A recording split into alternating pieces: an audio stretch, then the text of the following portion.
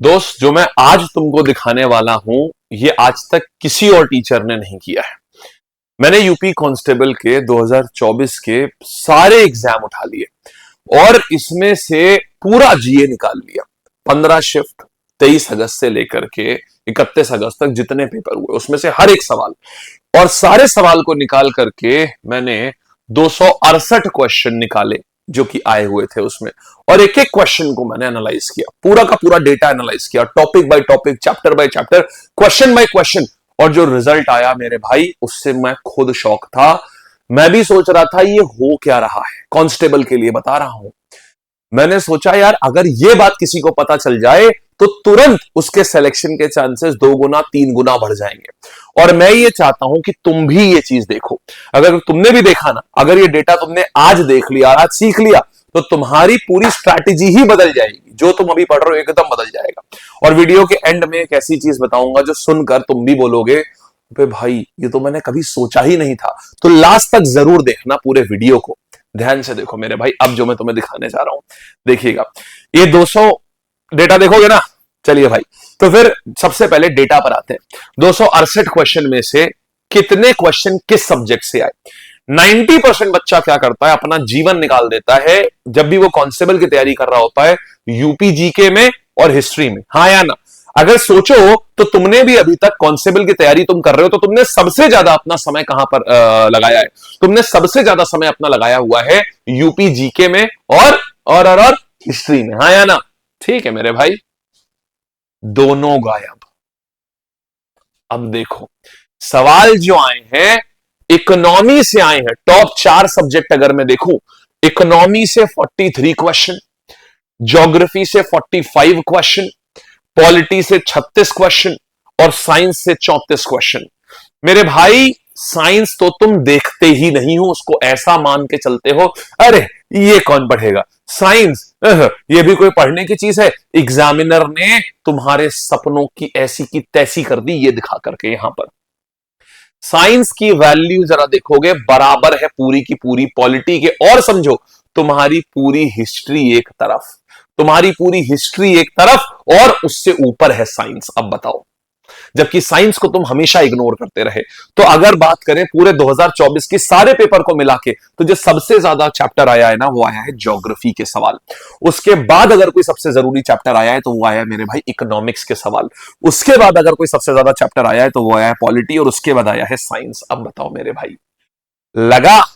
तो इकोनॉमिक्स से 43 सवाल, मतलब हर शिफ्ट में लगभग 3 सवाल जो हैं ये इकोनॉमी से आए हैं। नंबर 2, अगर आप ज्योग्राफी से देखोगे 45 सवाल, ये सबसे ज्यादा हुआ है यहां पर। नंबर 3, अगर आप देखोगे पॉलिटी में तो 36 सवाल, और नंबर 4 क्या हो गया, साइंस के 15, यहां 34 सवाल, मतलब हर एक में एवरेज 2.2 क्वेश्चन। समझे?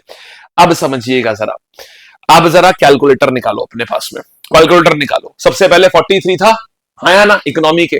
फिर 45 थे ज्योग्राफी के, 43 प्लस 45 प्लस 36 प्लस 34 बराबर कितना हुआ? 158। अब जरा ये बताइएगा, क्वेश्चन थे 268, क्वेश्चन थे 268, जिसमें से 158 क्वेश्चन जो हैं ये सिर्फ और सिर्फ इन 4 सब्जेक्ट से आए हैं बालक। माने तुम्हारा 60% पेपर जिन टॉपिक से आया है तुम उनको सबसे कम ध्यान देते हो, और जिससे 40% आया है वो सबसे ज्यादा ध्यान देते हो। बात समझ आई? अब देखा तुम गलती कहां कर रहे हो, अब तुमने ये देखा तुम गलती कहां कर रहे हो।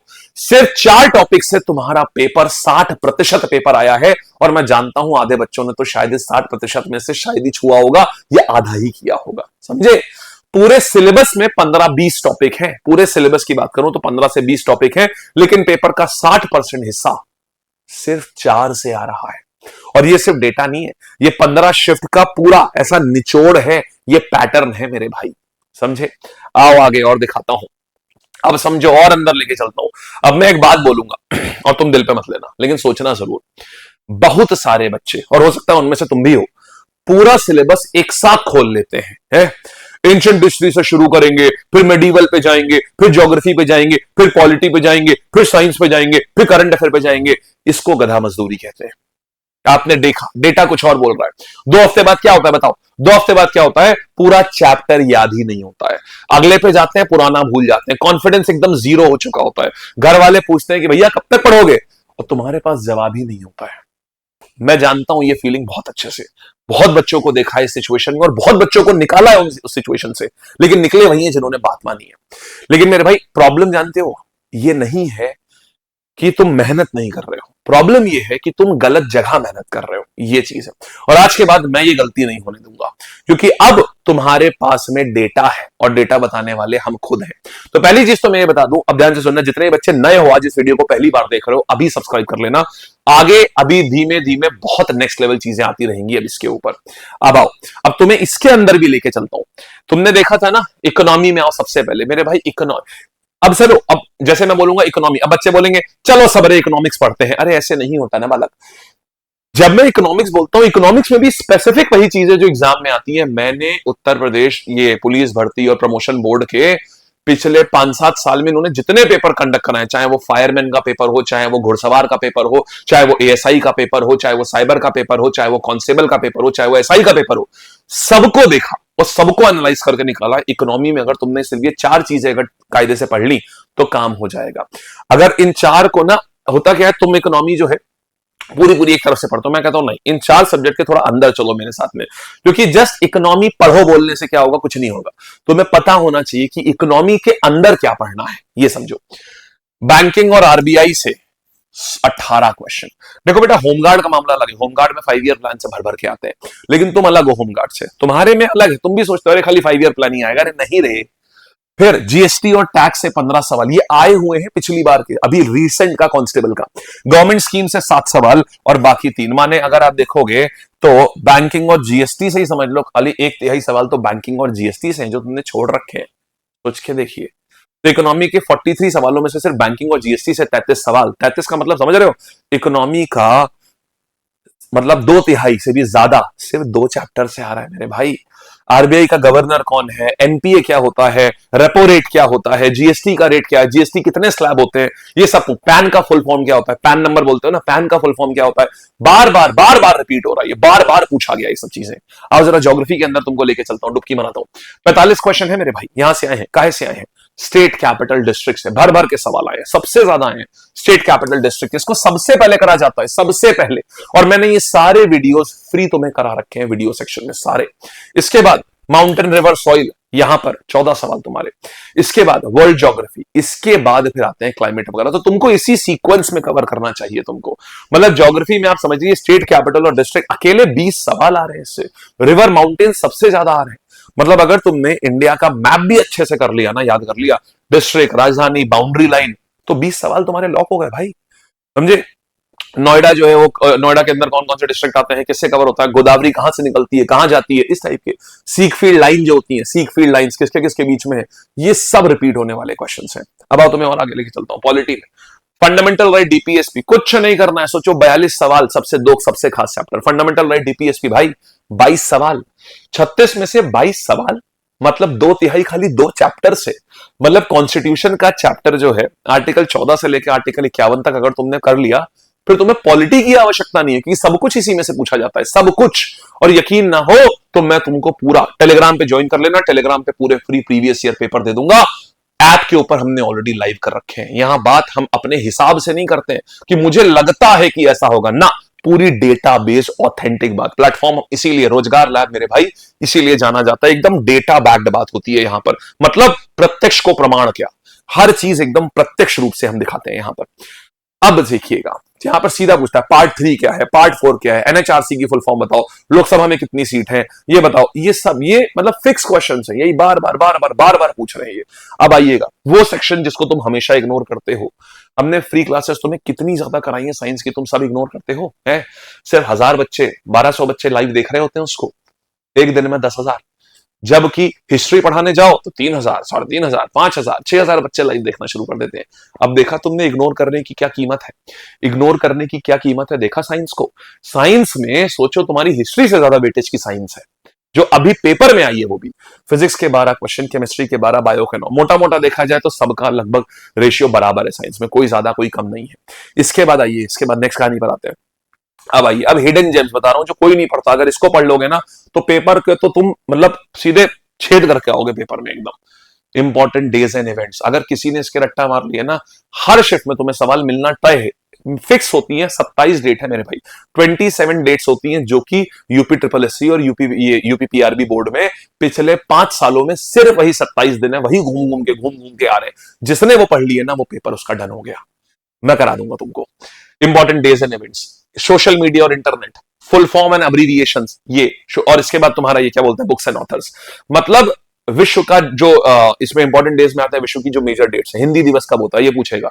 सोचो, इससे 13 सवाल आ रहे हैं, 13 सिर्फ डेट्स याद करके, मार्क्स पक्के। सबसे तगड़ी चीज है, ये बच्चे सोचते हैं अरे करेंगे करेंगे करेंगे, अरे 1 घंटे में हो सकता है। सोचो 1 घंटे में 13 सवाल पक्के, इतना तो कोई सब्जेक्ट इतना स्ट्रांग नहीं होता यार। फुल फॉर्म पूछता, बताओ पैन का फुल फॉर्म क्या है, बताओ एनपीए का फुल फॉर्म क्या है, बताओ एनएचआरसी का फुल फॉर्म क्या है, बताओ डीएनए का फुल फॉर्म क्या है, इस तरीके के है। 9 सवाल, 9 मार्क्स सिर्फ फुल फॉर्म रट्टे मारने से, 9 मार्क्स सीधे सीधे कंप्लीट हो गए। कोई लॉजिक वॉजिक नहीं चाहिए इसमें, बहुत जल्दी हो जाती है सब चीजें।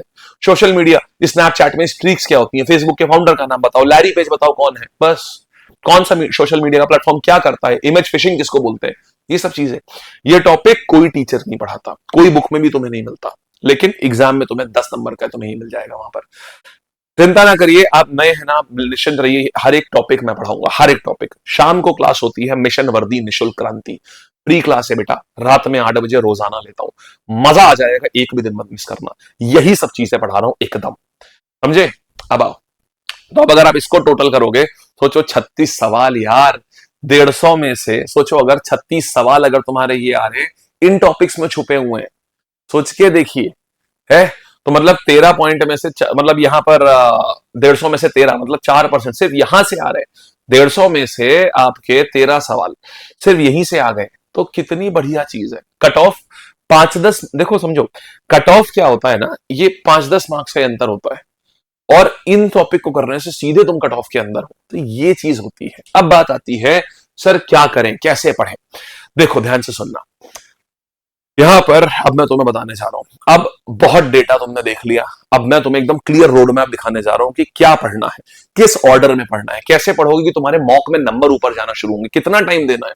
तो सुनो, फेज 1 सबसे पहले क्या आता है, पहले ये पढ़ो कि 15 पहले ये पढ़ो जो 59% पेपर है, मतलब अपने ये वाली चीजें जो है इसको पूरा करो पहले। तो कैसे करोगे, देखो इकोनॉमी बैंकिंग जो मैंने बताया, इकोनॉमी बैंकिंग जीएसटी ये सब, ज्योग्राफी में ये, पॉलिटी में ये, साइंस में ये, कोशिश करो कि 15 से अगले 15 दिन के अंदर तुम ये फेज 1 पूरा खत्म कर दो, मैं करा दूंगा तुमको, टेंशन ना लेना।